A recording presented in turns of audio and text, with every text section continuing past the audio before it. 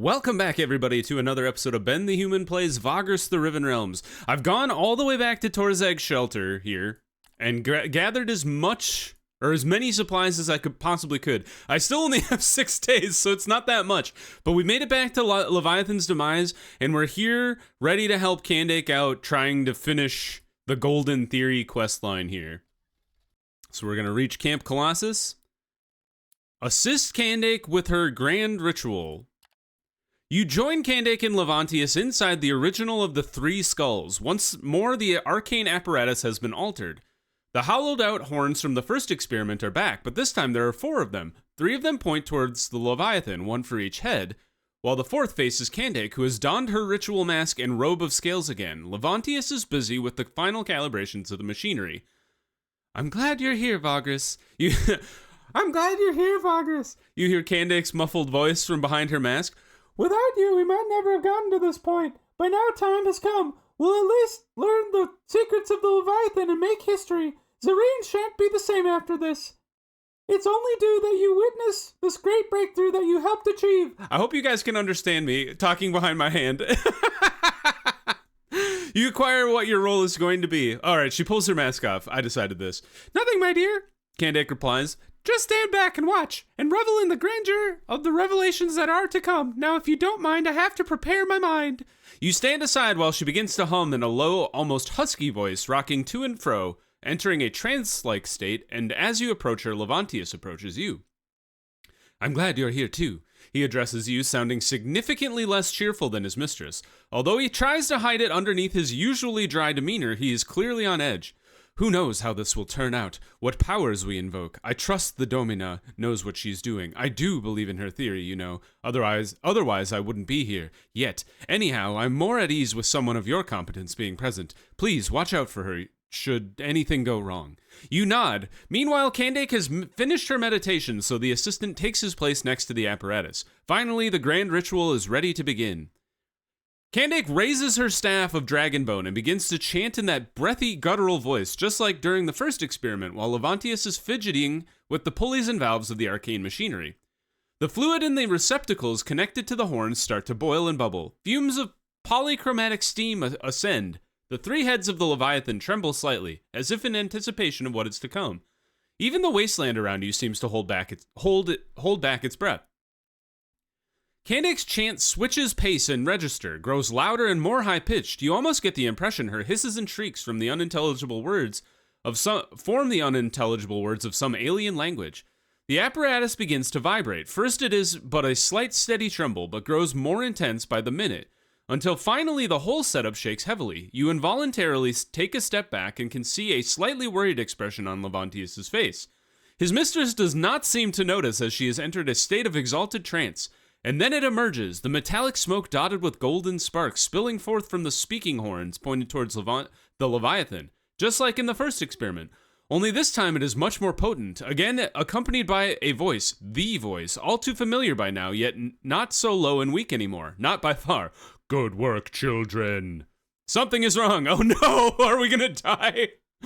The mellow, humble friendliness of the voice is gone. Now it sounds immensely powerful, and there's a coldness to it, a malevolent glee. You realize with a dreadful certainty that the 3 of you have made a terrible mistake. Whole again, after all this time, and no brats to hinder me. I must thank you for that.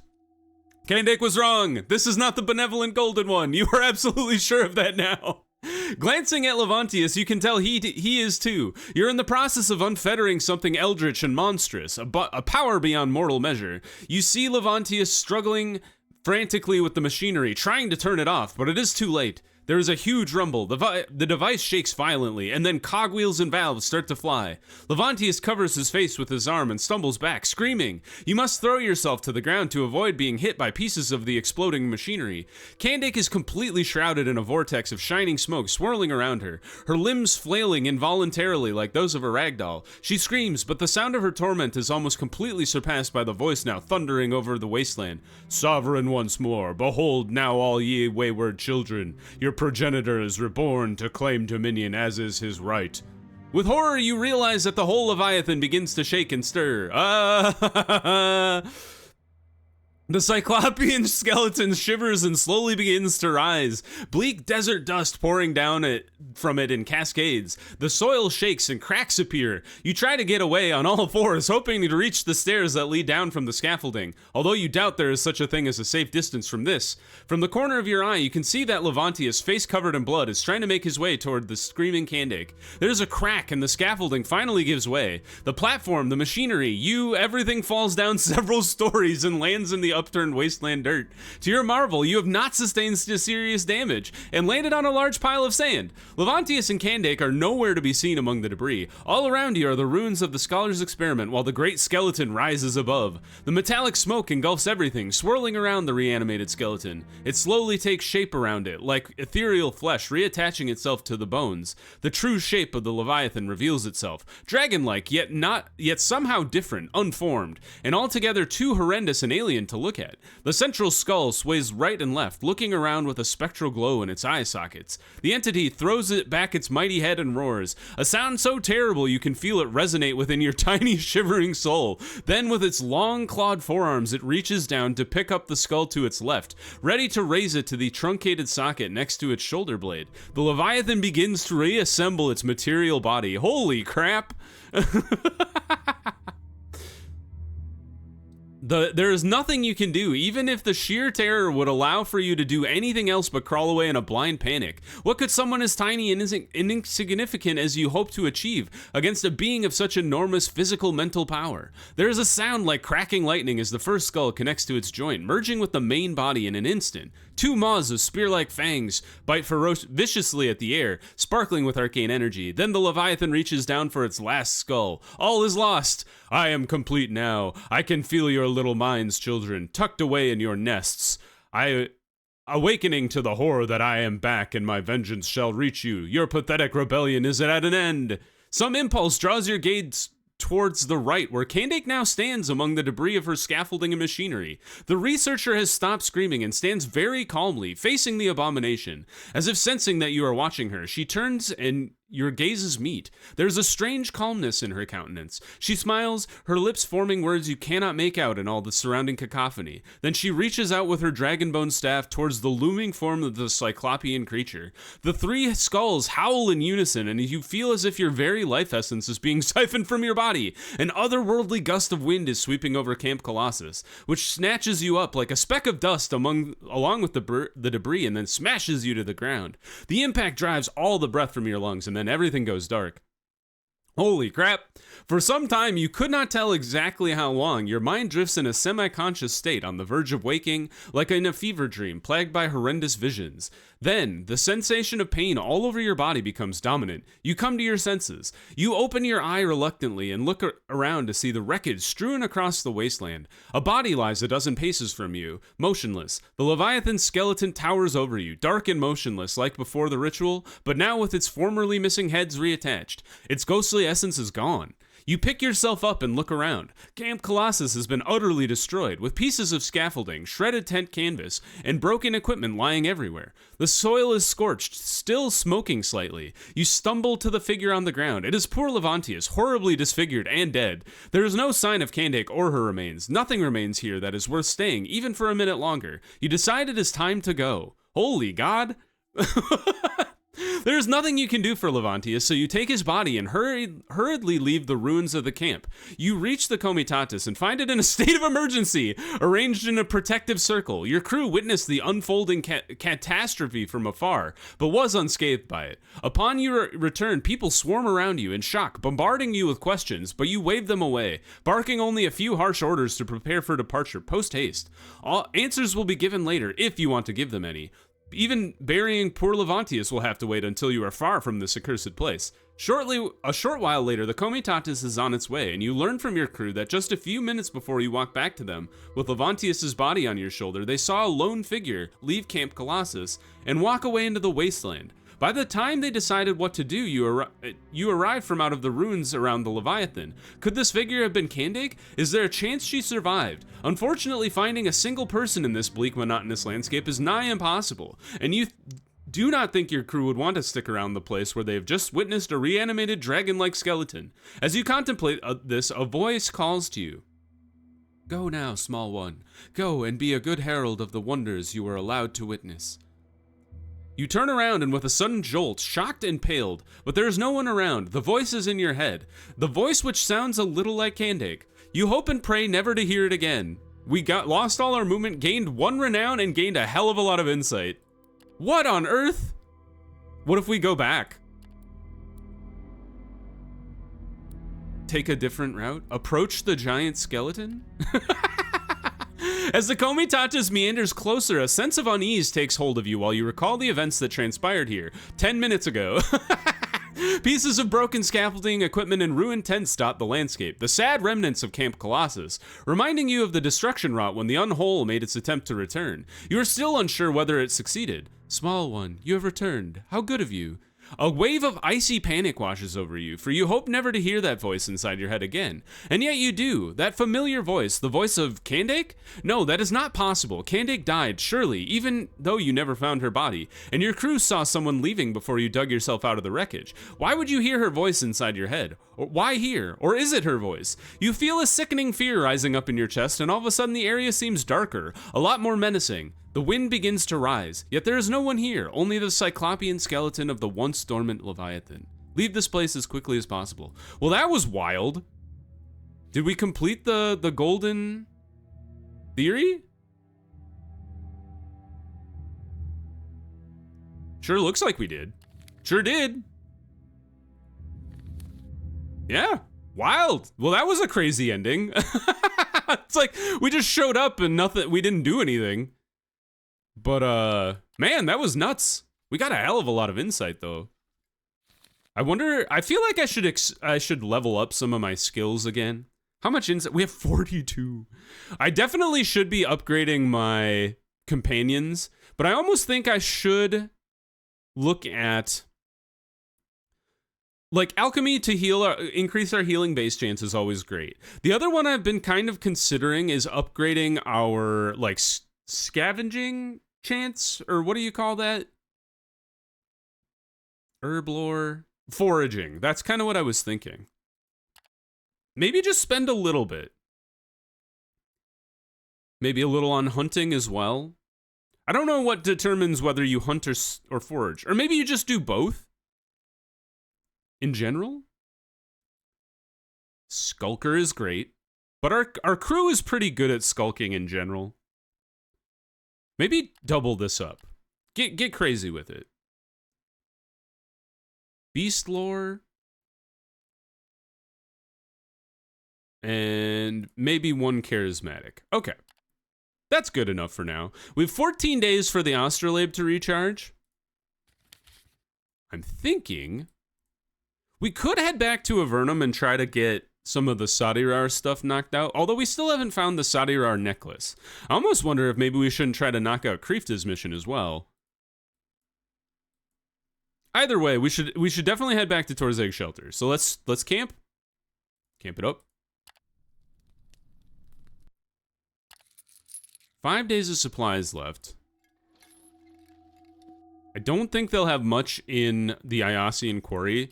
I think you have to let that, like, yeah, we don't, there's not even a chance to get supplies. The Iasian Quarry barely ever has supplies, so I might actually just make a run for the road here, and then scoot up to Lumen, and get some supplies that way. I think that's a good idea. We might be able to just head straight to the gate by the time we get to Torzeg Shelter, because it's gonna take us a while to get back anyway. Alright, well, let's save our movement buff. Let's drop down to half rations. We're on 3 days right now. People are gonna get cranky, but they'll probably be fine. Probably.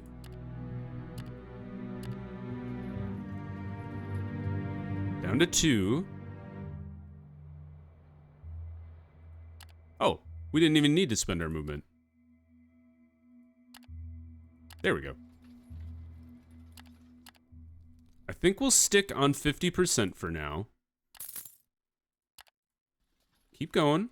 Lumen's probably 2 days away. Oh, you tax bastards. Sorry for the language. I feel like this has happened to me a couple times where I'm going through Fort Viridium. Hey, free supplies. Yes. Get them. Get them, team. Let's see here. Makeshift barricade. We're gonna eat good tonight. All right, we're at 95% success. So that's pretty good. And then go ahead and activate. And then fight. I feel like this has happened a couple times where I'm like, please give me some chakra to fight and then eat. All right, Harvick, jump forward. Let's try and roast the little one, or maybe...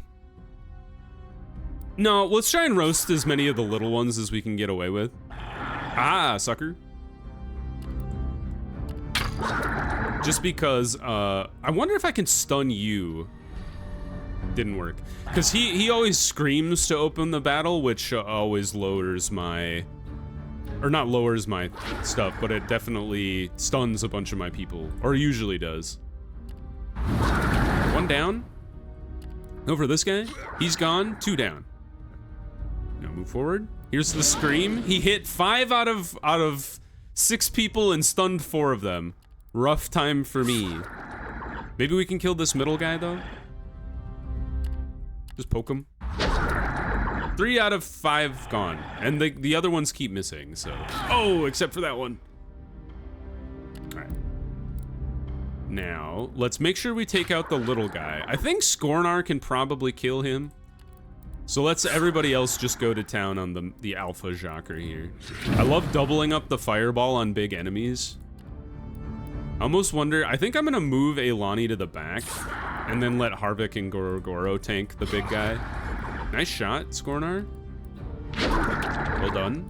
He's at half health. Oh, don't do that. Blocked one of the fireballs. This will lower his accuracy, I believe. So that's probably a good thing. Maybe stun him again? Still no stun. I don't know if he's stunnable, to be fair. One more poke, my man. There we go. All right, went pretty well. Eilani got a little battered, but she'll heal, I'm sure. Got 1 wounded fighter. Ren is like the worst combat fighter. He will not be in my he will never be in my Call to Ranks crew, and he'll always get wounded in the battle. I don't know what's going on. Should we pursue them? I think so. We can get more food if we pursue. Kreefta got wounded in the pursuit, but that's okay. She'll heal. Give our dudes time. We've already used all of our movement anyway. Hey, he recovered. Good job, guy. Well done. They took... I love that they always take a little bit of my supplies, but then I get like a crazy amount in response. So now we can rest full time. Took a lot of our vigor, though, so why don't we go ahead and regenerate some vigor. And then head up to Lumen. We can grab some missions to take back to Torzeg Shelter now that we have plenty of supplies. And then let's see what's going on here.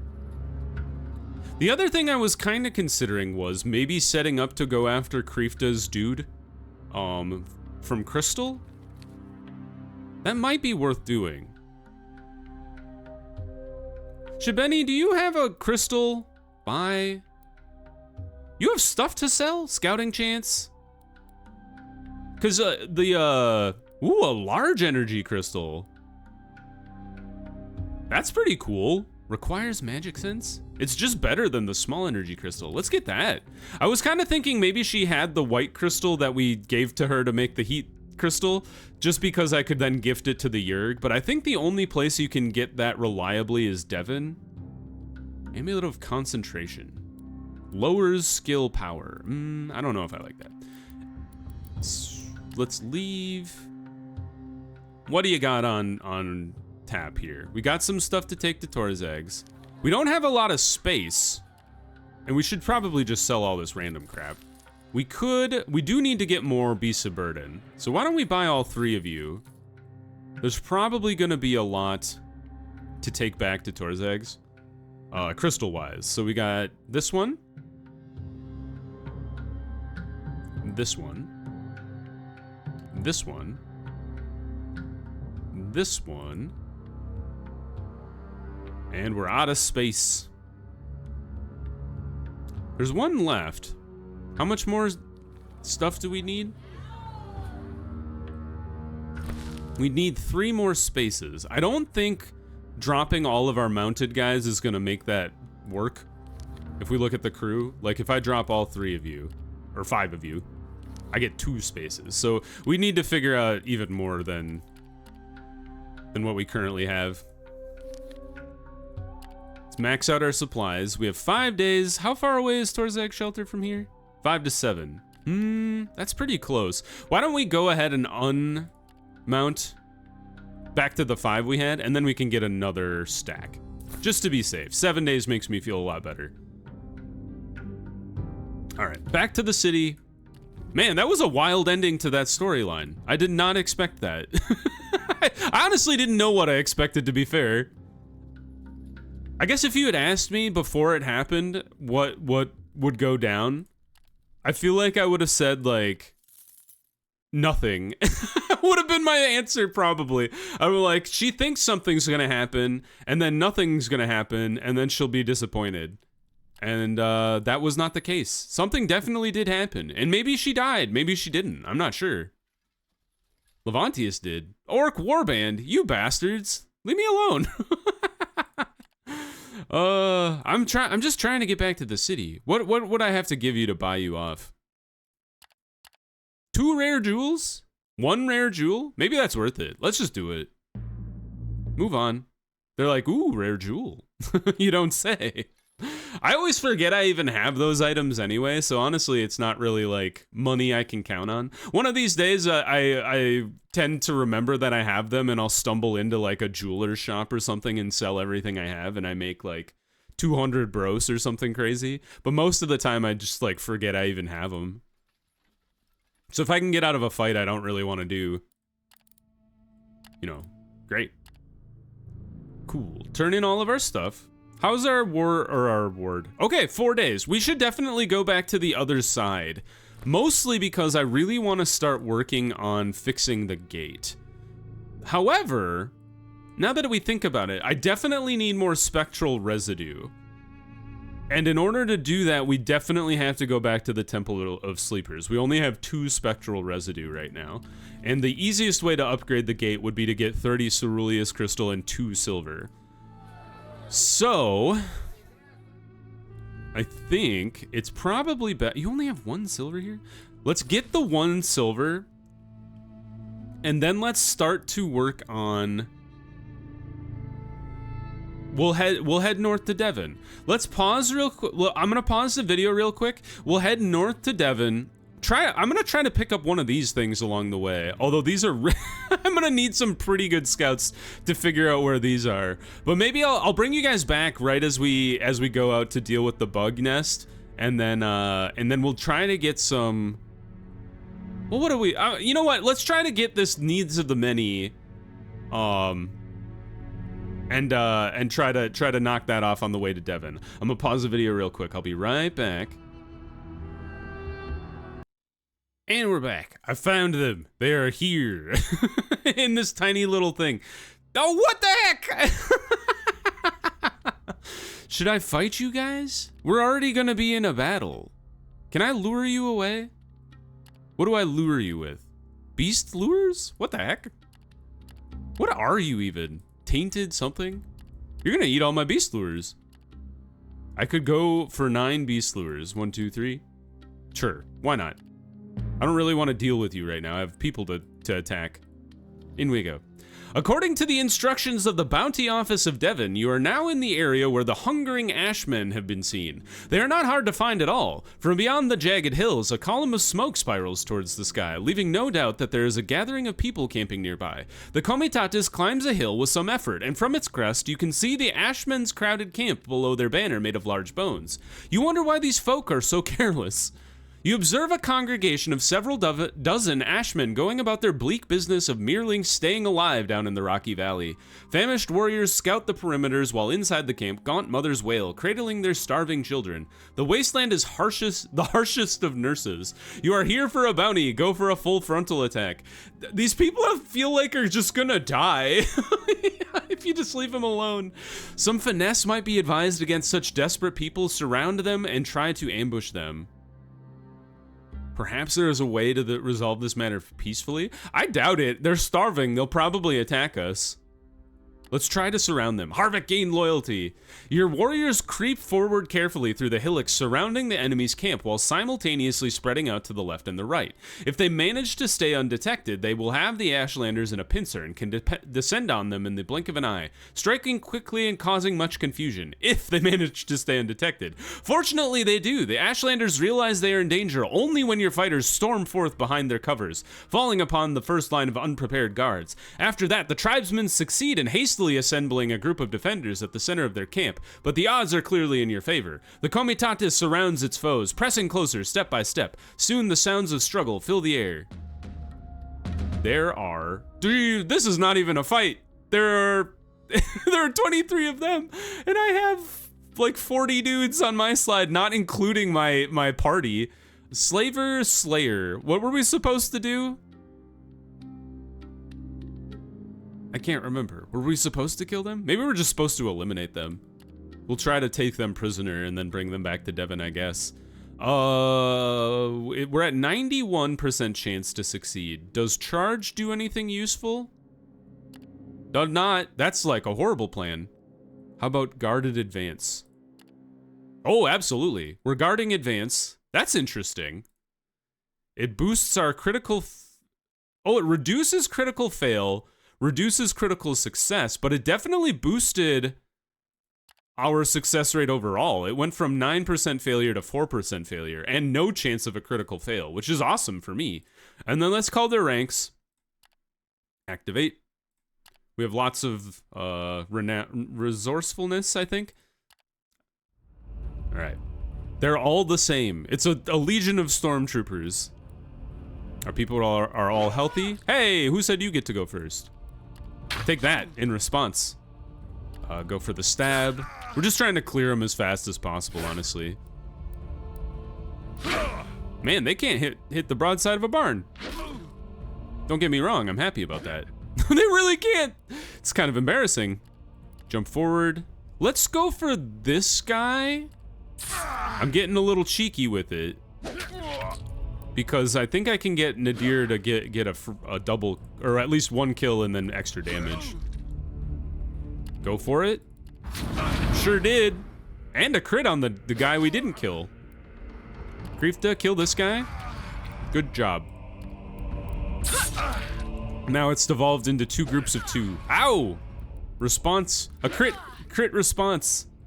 I wonder if lacerating javelin does bleed damage over time. Nice crit again. This is just a ridiculous amount of crits going on in this battle. Slash that dude. He took a javelin to the chest and took 0 damage. Astounding. Good hit, good hit. And then finish him off. 2 to go. Go for the guy in front. He pokes you in response. Poke him back. And then jump forward to finish him off, hopefully. Well done. Griefta get a crit again? Not quite, but a lot of damage. You can't do anything, so we'll just have you wait. And then we'll drop a ward underneath him. It's because it'll damage him over time. And then Griefta should be able to finish him. Well done. That went pretty well. Got some damage taken, but overall I think we cleared him pretty quickly. Oh, they got absolutely erased. Did I crit succeed? I didn't, but just absolutely devastated them. Do we need to give anybody time to heal? I guess we'll just heal. I don't think anybody got hurt. We got some stuff. We got 10 slaves. The day is yours. The Comitatus shatters the Ashlanders' defenses, and after that's done with, you proceed to obliterate their camp. This mob certainly will not be able to harass the Emperor's Road anymore. The spoils of war are meager, for these were extremely poor people. You still try to take whatever you can, including the chieftain's javelin and the tribe's bone banner. We got bone, ivory, hides, chitin, pottery, tribal trinkets, odd bone carving, simple jewelry, and skewers. Are skewers like equipment? There they are. Flea, chance, and beast defense. Well, okay. I don't know if that's super helpful, but on to Devon. We knocked one of the bounties out. There's another one out this way, but we don't really have the food to be able to go all the way out to the wasteland. I thought maybe depending on what we snagged from the camp, we might be able to go try that one as well, but it kind of looks like we don't necessarily have the supplies to get out there and come back and still reach Devon in time to not start starving. So we'll just head to Devon. Oh, good news. On the way up here, I traded with Buka at the crossroads. She gave me 2 spectral residue. So now we have 4. So, you know, almost we're 40% of the way to our goal to be able to fix the crossroads. So what I'm going to do is off camera. All right, I have some stuff to smuggle in. Good job, we did. Off camera, I'm gonna do all the trading and stuff necessary. I'm gonna get us outfitted with the Osculite blessing and all the supplies, and then I'll bring you guys back as we go out to the Temple of Sleepers. Priority number 1 is to get all the spectral residue. If we get through that relatively quickly, and then we still have a decent amount of supplies, we'll try to hit the bug nest on the way back to Devon. If not, we'll just have to tackle that another time. But I'll bring you guys back when we get into the Valley of Sleepers so we can set ourselves up to repair the gate part way at the crossroads. So that's the plan. If you guys enjoyed the episode, click the like button. It helps me out a lot. If you want to see more Vagrus, the Riven Realms, or the other videos I have going on the channel, subscribe to the channel. That also helps me out a lot. But until next time, everybody, I hope you have a good one, and I'll see you in the next video. Bye-bye, everybody!